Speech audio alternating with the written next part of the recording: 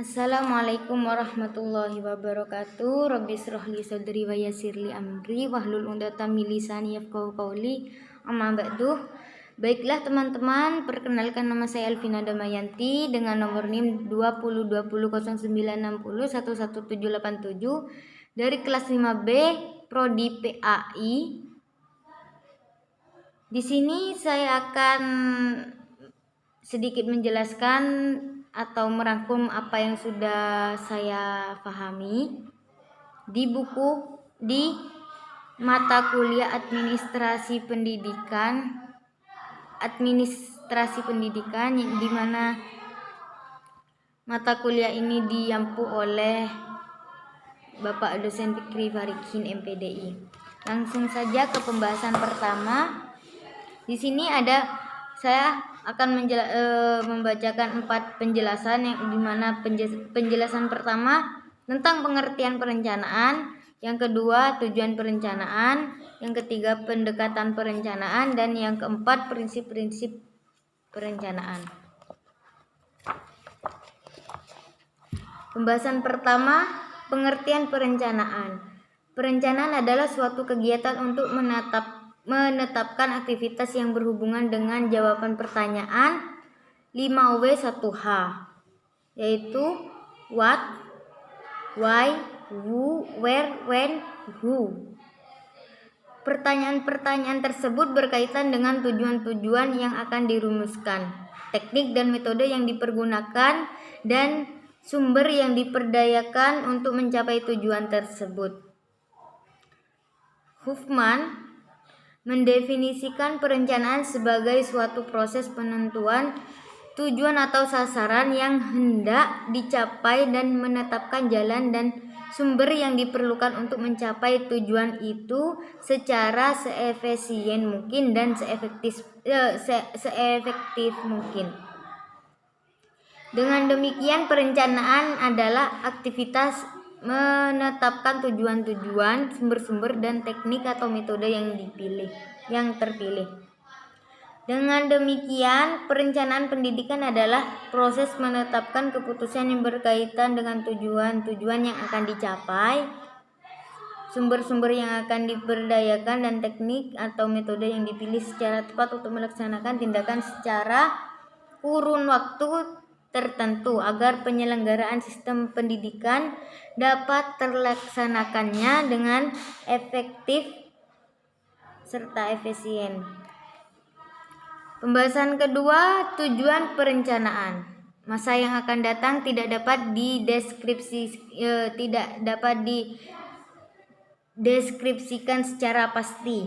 Namun demikian, kita perlu mengestimasi kemungkinan yang akan terjadi di masa depan. Dengan membaca kecenderungan di masa kini, perencanaan yang terumus dengan baik dengan mempertimbangkan apa yang sudah dicapai, membaca apa yang sedang terjadi, dan memproyeksikan kecenderungan yang terjadi di masa depan, memungkinkan perencanaan tersebut menjadi alat perubahan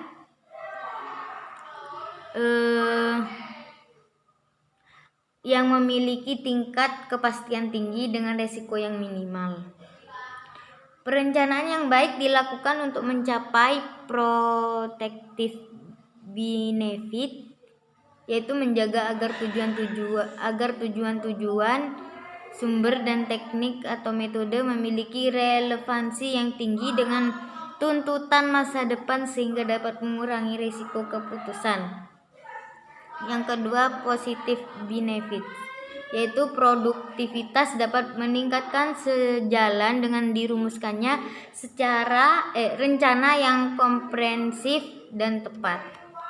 Pembahasan ketiga, pendekatan perencanaan. Berdasarkan besaran organisasi, perencanaan pendidikan memiliki skop dari ukuran mikro, sekolah, kabupaten atau kota atau provinsi, dan nasional pada tiap jenis, jenjang, dan satuan pendidikan. Dalam perumusannya, perencanaan pendidikan dapat menggunakan pendekatan perencanaan tenaga kerja, pendekatan pemintaan sosial, bahwa perencanaan pendidikan mengakomodasi aspirasi dan tuntutan yang berkembang di masyarakat dalam berbagai dimensi kehidupan sebagai moral, sosial, ekonomi, dan lain-lain. Contohnya perencanaan pendidikan yang mengarah pada pendekatan ini adalah pendidikan inklusi wajar 9 tahun. Yang ketiga, pendekatan nilai balik, bahwa pendidikan adalah social oriented, namun dalam prakteknya tetap mempertimbangkan nilai efisiensi dalam pengertian mengurangi pemborosan dan peningkatan nilai tambah.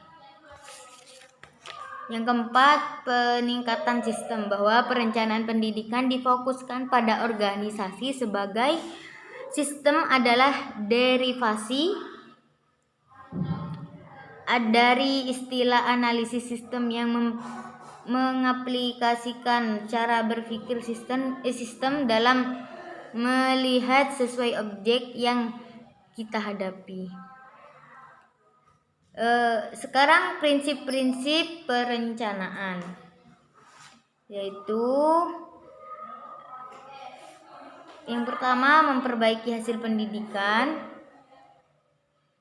Menurut Diknas merinci prinsip perencanaan pendidikan yaitu memperbaiki hasil pendidikan, yang kedua membawa perubahan yang lebih baik, yang ketiga demand driven, yang keempat menyeluruh, yang kelima keterkaitan dengan RPS, rencana pendidikan dinas provinsi, Renstrada, Repetada, dan sebagainya. Yang keenam partisipasi, yang ketujuh keterwakilan, yang kedelapan data driven, 9 realistis sesuai dengan hasil analisis SWOT, yang ke-10 mendasarkan pada hasil review evaluasi, 11 keterpaduan, 12 holistik atau sistem, yang ke-13 transparansi, dan yang ke-14 keterkaitan serta kesepadatan dengan rencana-rencana instansi terkait. Sedangkan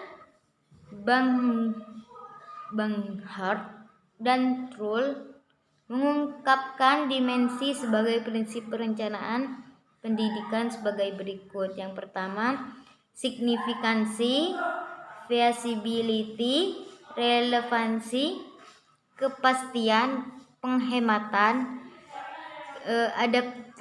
adaptabilitas, waktu, monitoring, subject matter. Mungkin itu saja yang dapat saya sampaikan.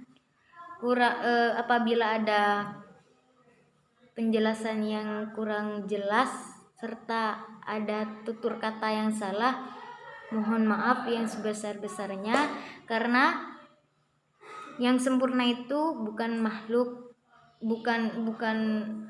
iyalah. Mungkin itu saja yang dapat saya sampaikan. Saya akhiri. Wassalamualaikum warahmatullahi wabarakatuh.